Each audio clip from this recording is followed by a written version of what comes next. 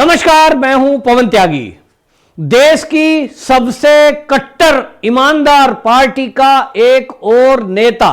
बड़ा नेता दिल्ली में भ्रष्टाचार के मामले में एसीबी ने गिरफ्तार किया है। जी हां, मैं बात कर रहा हूं आम आदमी पार्टी की, जिसको आम आदमी पार्टी के मुखिया केजरीवाल ये कहते हैं कि हमारी पार्टी कट्टर ईमानदार है। यह शब्द देश ने पहली बार सुना। यह बात अलग है कि उस कट्टर ईमानदार पार्टी के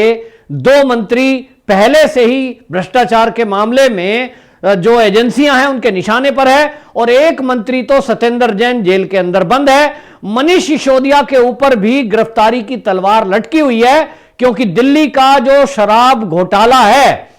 उस घोटाले में जो जांच पूछताछ हुई है, अभी तक के जो तथ्य सामने आए हैं उसमें यह पता लगता है कि इस घोटाले में बहुत बड़े लोग शामिल हैं और करोड़ों रुपए का हेरफेर किया गया है, मोटी रिश्वत ली गई है। अब इस मामले में अगली कार्रवाई होनी है, लेकिन इसी बीच दिल्ली के एक बड़े नेता आम आदमी पार्टी के और पूर्व मंत्री रहे अमानतुल्लाह खान, उनको एसीबी ने गिरफ्तार किया है। और आपको बताएं, अमानतुल्लाह खान जो कि इस समय दिल्ली में वक्फ बोर्ड के चेयरमैन हैं, दिल्ली वक्फ बोर्ड के चेयरमैन के खिलाफ 2016 में दिल्ली के एक एसडीएम वित्त विभाग ने कंप्लेंट करी थी, और उन्होंने कंप्लेंट करी थी कि ये जो है विभाग में ऐसी नियुक्तियां की जा रही हैं जो कभी थी नहीं, और नियुक्तियों में अनियमितता बरती जा रही है, कोई नियम फॉलो नहीं किया जा रहा है। जैसे कि सरकारी नौकरी है, टेम्परेरी हो या सरकारी, दोनों तरह की नौकरी में जो नियमित है और अनियमित है, उसमें कुछ टर्म एंड कंडीशन होती है, विज्ञापन निकालना होता है, फिर रिटन टेस्ट होता है। तो एसडीएम के अनुसार यह था कि ऐसा कुछ नहीं फॉलो किया गया और भर्तियां कर दी गई। इन नियुक्तियों को लेकर कंप्लेंट की गई थी 2016 में। यह कंप्लेंट राज्यपाल के पास गई थी, लेकिन इसमें राज्यपाल की अनुमति अभी नहीं मिली थी। लेकिन अब जब नए जो एलजी हैं दिल्ली के, वो आए हैं, और वीके सक्सेना जी जब एलजी आए तो उनके सामने ये फाइल आई, भ्रष्टाचार का मामला आया, तो उन्होंने इसकी परमिशन दी कि इस मामले में एसीबी जांच करे। अब एसीबी ने इस मामले की जांच के लिए 5 ठिकानों पर दिल्ली में ये छापेमारी की, घंटों अमानतुल्लाह खान से पूछताछ की, और यह जानने की कोशिश की कि ये जो भर्तियां की गई थी, इसमें जो नियमों को ताक पे रखा गया था, जो अनियमित वैकेंसियां थी, जो नियमित वैकेंसियां थी, इसमें जो भर्ती की गई वो वक्फ बोर्ड की जो आपने भर्तियां की उसमें किस आधार पे की, और ये भ्रष्टाचार है, इसके बदले में पैसा लिया गया कि नहीं। इस मामले में सही जवाब वो एसीबी की बातों का नहीं दे पाए। और इसी बीच जो एसीबी ने 5 ठिकानों पे छापेमारी की थी, उसमें अमानतुल्लाह खान का एक बिजनेस पार्टनर, उसके यहां जब छापेमारी की तो वहां 12 लाख रुपए मिले और 2 विदेशी पिस्तौल मिली। ये 2 विदेशी पिस्तौल में यह कहा जा रहा है कि इनका लाइसेंस नहीं था, और उसके कारण से अवैध असला रखने के नाम पर भी वो हिरासत में लिए गए। लेकिन अमानतुल्लाह खान के घर से कुछ दस्तावेज मिले हैं, और उन दस्तावेजों से यह पता लगता है कि इनके पास बेनामी संपत्ति भी है। उन पेपरों को देखकर, प्रॉपर्टी के पेपर को देखकर जब एसीबी ने इनसे पूछताछ की कि ये प्रॉपर्टी आपके नाम पर है, तो ये कहां से पैसे आए, इसका जवाब नहीं दे पाए। और इसके कारण से अमानतुल्लाह खान को जो एंटी करप्शन ब्यूरो है उसने गिरफ्तार किया है। अब जो ये मामला है, एंटी करप्शन ब्यूरो जो छापेमारी की थी, जो पूछताछ की थी, जो जांच कर रही थी, वो था वक्फ बोर्ड की भर्तियों को लेकर। जैसा मैंने कहा, 2016 में वो कंप्लेंट एसडीएम ने की थी, दिल्ली में ही जो एसडीएम है वित्त विभाग के, उनकी तरफ से ये कंप्लेंट गई थी। लेकिन अब इसमें कार्रवाई हुई, लेकिन इस छापेमारी में जो दस्तावेज प्रॉपर्टी के मिले हैं, उन दस्तावेजों को देखते हुए सूत्र ये कह रहे हैं कि अब यह मामला ईडी को ट्रांसफर किया जा सकता है। क्योंकि जो प्रॉपर्टी के पेपर मिले हैं, वो प्रॉपर्टी कैसे आई, आपने वो प्रॉपर्टी अपने नाम पे खरीदी है तो वो पैसा कहां से आया, इसका संतोषजनक जवाब एसीबी को नहीं मिला है। और इसी के कारण एसीबी के सूत्र कहते हैं कि अब इस मामले को, क्योंकि इसमें धन से जुड़ा हुआ मामला है, जो 12 लाख कैश मिला उसका भी कोई जवाब नहीं दे पाए जो बिजनेस पार्टनर थे, और अमानतुल्ला खान से जो प्रॉपर्टी के पेपर दस्तावेज मिले हैं उसका भी जवाब नहीं मिला है, और इसलिए यह मामला ईडी को ट्रांसफर किया जाएगा। और अगर यह ईडी के पास गया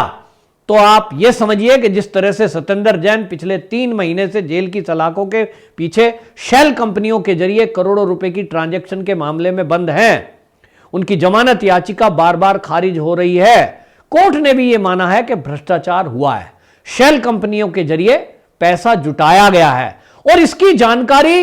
ये नहीं दे रहे हैं सत्येंद्र जैन जो ईडी पूछना चाहती है। भाई ईडी का सीधा सवाल है कि आपके पास ये प्रॉपर्टी आई, आपके अकाउंट में पैसा आया, आपने शेल कंपनी के जरिए वो पैसा लिया, तो एक तो यही अपराध है कि जो कंपनी एग्जिस्ट नहीं करती आप उसके नाम पे कोई ट्रांजैक्शन करते हैं, तो फर्जी कंपनी बनाकर पैसा लिया, तो ये देने वाले थे कौन, बस ईडी को ये जानना है। तो सूत्र ये कह रहे हैं कि ये असल में इसलिए जवाब नहीं दे रहे हैं क्योंकि उसमें केजरीवाल जी का नाम आने वाला है। विदेशों से कोई फंड आया है, शेल कंपनी के जरिए कुछ पैसे आए हैं। अब उसमें जैसा कि भारतीय जनता पार्टी के नेता कहते हैं कि जो भी दिल्ली में भ्रष्टाचार है उसका हिस्सा तो केजरीवाल जी को जाता है, और इसलिए शायद सत्येंद्र जैन नाम नहीं ले रहे हैं, और ना ले ईडी तो फिर केस है और केस के अनुसार उनको जेल में डाला गया है। ये दलीलें सब कोर्ट में रखी गई ईडी के वकील की तरफ से। इसी तरह से जो मनीष सिसोदिया जी हैं उनसे जब पूछताछ हुई, उनसे भी शराब घोटाले के मामले में जो पूछताछ हुई है कि भाई शराब में घोटाला क्या है, उस घोटाला यह है कि जो जिनको ठेके दिए गए दिल्ली में, वो ठेके नियम को ताक पे रख के दिए गए, उसमें जो प्रॉफिट गवर्नमेंट का होना चाहिए था वो बढ़ा करके कई गुना उन प्राइवेट ठेकेदारों का कर दिया, कंपनियों का कर दिया। सरकारी कोष को घाटा उस कॉन्ट्रैक्ट से हुआ, और उसके अलावा एक और बड़ा घोटाला सामने हुआ कि जो उन्होंने सिक्योरिटी मनी जमा करी थी जो कि सरकार के ही पास रहनी थी, वो भी उनको लौटा दी गई, उसकी एवज में भी मोटा पैसा लिया गया, ऐसा भारतीय जनता पार्टी के नेताओं का आरोप है। और इसी वजह से मनीष सिसोदिया वहां जो शराब घोटाले में सीबीआई ने जो एफआईआर दर्ज की है उसमें नंबर 1 के आरोपी बनाए गए हैं। तो इतना तय है कि जो कट्टर ईमानदार पार्टी अपने आप को घोषित करती थी, स्वयं का सर्टिफिकेट उन्होंने दिया हुआ था, तो इतना तो तय है कि अब जिस तरह से एक के बाद एक आम आदमी पार्टी के घोटाले घपले खुलासा हो रहे हैं, इनके जो नेता जेल में जा रहे हैं, इसमें अब केजरीवाल जी को जवाब देना पड़ेगा, क्योंकि जो पार्टी एक ईमानदार पार्टी के नाम पर अन्ना हजारे जी के आंदोलन के जरिए, जिस आंदोलन में आम जनता इस विचारधारा से जुड़ी थी कि भाई देश के अंदर एक रेवोल्यूशन लाने वाला कोई व्यक्ति ऐसा कह रहा है कि मैं अपने बच्चों की कसम खाता हूं, मैं राजनीति में नहीं आऊंगा, मेरा केवल इस आंदोलन को चलाने का मकसद है कि देश के अंदर जो नेताओं में, राजनीति में जो भ्रष्टाचार है, जो सरकारों में भ्रष्टाचार होता है, ये नेता लोग बड़ी बड़ी गाड़ियां लेते हैं, सरकारी खर्चे से बड़े बड़े बंगले ले लेते हैं, और इनके ऊपर करोड़ों रुपया खर्च होता है, ये सिक्योरिटी ले लेते हैं। हम एक नई तरह के राजनीतिक चाहते हैं जिससे कि देश में जो नेता हैं वो किसी प्रकार की सिक्योरिटी ना लें, वो गाड़ी ना लें, वो बंगले ना लें, और एक स्वच्छ राजनीति देश को दें। पूरे देश को यह लगा कि पहली बार देश में कोई इस तरह की बात करने वाला सामने आया है और पढ़ा लिखा व्यक्ति है, आईआरएस है, उसके पीछे अन्ना हजारे जैसे आंदोलन करने वाले ईमानदार पूर्व सैनिक हैं। तो लोगों को लगा कि वाकई में कुछ नया होने वाला है। जनता उमड़ी,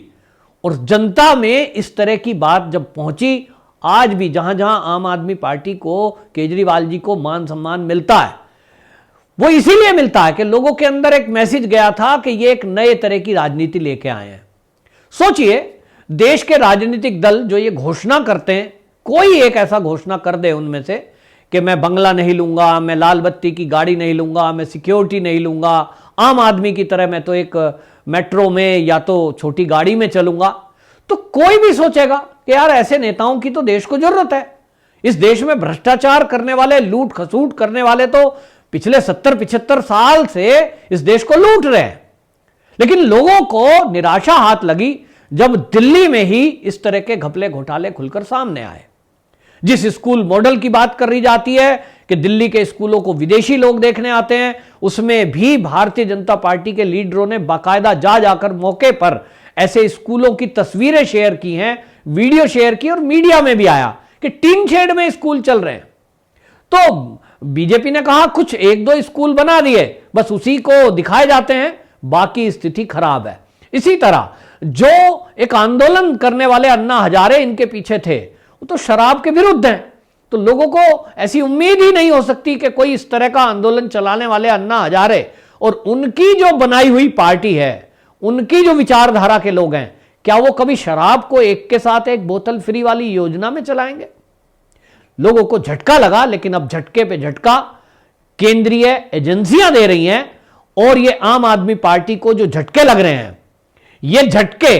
जो भारतीय जनता पार्टी के नेता हैं वो कहते हैं कि ये तब तक लगते रहेंगे जब तक केजरीवाल जी जेल की सलाखों के पीछे नहीं जाएंगे। क्योंकि भाजपा के लीडरों का खास तौर पर कहना है कि जितने भी घपले घोटाले हैं, इन सब में जो की पॉइंट हैं, जो मास्टरमाइंड हैं, वो कहते हैं मेन जो व्यक्ति है वो है केजरीवाल जी। देखना होगा कि अब अमानतुल्ला खान जो वक्फ बोर्ड के चेयरमैन थे, और हमने देखा कि ये अमानतुल्ला खान वो हैं जो यूपी में बाबा जी ने जब इनसे अवैध कब्जा हटवाया ओखला के पास संगम विहार में, तो उनको रोहिंग्या और बांग्लादेशी घुसपैठियों को बसाने का काम, उनका वेलकम करने का काम, उनको निःशुल्क में सुविधा देने का काम, और दंगों के समय में, दिल्ली दंगों के समय में खुलकर